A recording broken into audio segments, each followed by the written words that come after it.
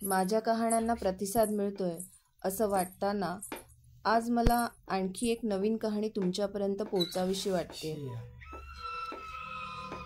नक्की माहीत नाही, अपेक्षितही नाही, तुम्हाला आवडेल का. नवीन प्रयोग आहे माझ्या कल्पनेतून निघालेल्या या नाविन्याचा. हा एक स्वप्नाळू प्रयत्नच आहे. माझ्या या नवीन कथेचं नाव आहे जांभळं. जांभळं. संध्याकाळची वेळ होती. रहदारीच्या रस्त्यावरून मी आणि माझी भाजीची पिशवी अशा दोघेही एकत्र चाललो होतो. मी माझ्या भाजीच्या पिशवीकडे बघून अजून काय घेणे आहे याचा विचार करत होती. चालता चालता एका फळ विक्रेत्याकडे येऊन थांबली आणि मला त्याच्याकडे रसाळ, मोठी, पिकलेली, गडद जांभळ्या रंगाची जांभळं दृष्टीस पडली. पिकलेली ती जांभळं बघून मी त्यांची किंमत विचारली. 50 रुपये वाटा. मी बापरे म्हणून आश्चर्यानेच जरा त्याच्याकडे पाहिले. हातात पैसे देऊन ती जांभळं पटकन पिशवीत टाकली. त्यावर त्याला 2-4 टाकून दे रे म्हणून सांगितलं. त्यावर त्याने चटकन 2-4 पिशवीत टाकली. आता ही माझी भाजीची पिशवी. ती सुद्धा मला म्हणाली, आता बस, किती भरतेस पिशवी. मला गच्च भरून हिला कोणतं सुख मिळतं कोणास ठाऊ. तशी मी घराच्या वाटेला लागले.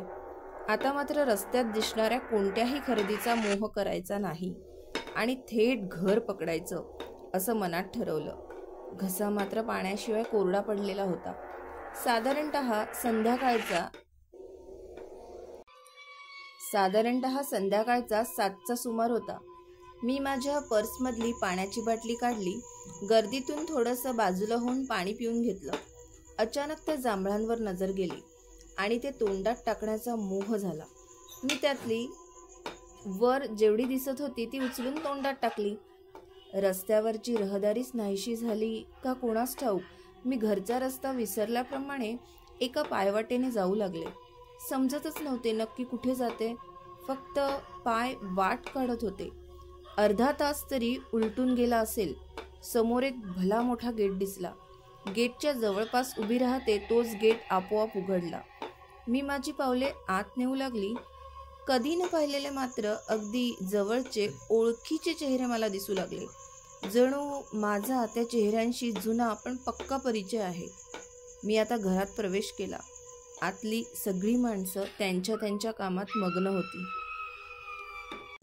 गृहिणी स्वयंपाक, इतर कामात मग्न होत्या.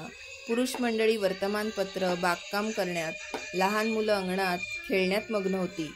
त्यांना मी दिसतच नव्हती का काय माहिती. मी मात्र त्यांना नावे घेऊन बोलावत होते. कोणाचेच माझ्याकडे लक्ष नव्हते. हे असे काय होत आहे हे कळण्याच्या आत मी एका बंद खोलीकडे वळले. त्या खोलीचे दार कुलपाने बंद होते. अचानक माझ्या पायाशी कोणीतरी त्या कुलपाची चावी सरकवली. मी ती हातात घेऊन ते दार उघडले. दार उघडताच मला जे दृश्य दिसले त्यावर माझा अजिबात विश्वास बसत नव्हता. समोर बिछाण्यावर मला मी आणि माझे पती एकत्र बोलताना दिसले. त्यांचा चेहरा पाठमोरा होता. मात्र मला माझा चेहरा स्पष्ट अगदी माझ्या समोर दिसत होता. मला समजत नव्हतं नक्की काय होतंय. ती दोघंही बोलण्यात खूप गुंग होती. मी कुतूहलास्पद आणखी जवळ जाऊन माझ्या पतीचा चेहरा पाहण्याची तसदी घेतली खरी, पण ते माझे पती नसून कोणी दुसराच इसम बोलताना दिसला. समोरच बसलेल्या माझ्याशी तो माझाच पती आहे ह्याप्रमाणे वागत होता. हा चेहरा कुठेतरी कधीतरी पाहिला आहे, आठवत मात्र नाही. वीज गेल्याप्रमाणे सगळीकडे अंधार झाला होता. मी स्वतःला चाचपू लागले. तेव्हा मी माझ्या घराचा उंबरठा ओलांडलेला होता. घरात गडद अंधार पसरला होता. मेणबत्ती घेऊन कोणीतरी आत आलं. मी दचकले. तेव्हा त्यांनी त्यांचा परिचय करून दिला आणि ती मेणबत्ती हातात घेऊन त्यांचे आभार मानण्यासाठी त्यांच्या चेहऱ्यासमोर मी ती मेणबत्ती धरली आणि जागीच खिळून राहिली. जो इसम मला त्या घरात दिसला होता तोच चेहरा आता माझ्या समोर होता.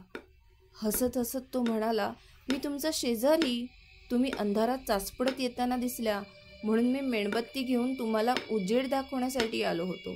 बरं, मी जातो इथून. इथूनच समोर माझं घर आहे. कधी जमलं तर येऊन जा. माझी बायको खूप छान स्वयंपाक करते. मी मात्र स्तब्ध नजरेने त्याच्या जाणाऱ्या पाठमोऱ्या आकृतीकडे पाहतच राहिले. पिशवी चाचपडली तेव्हा त्यात जांभळंच नव्हतं.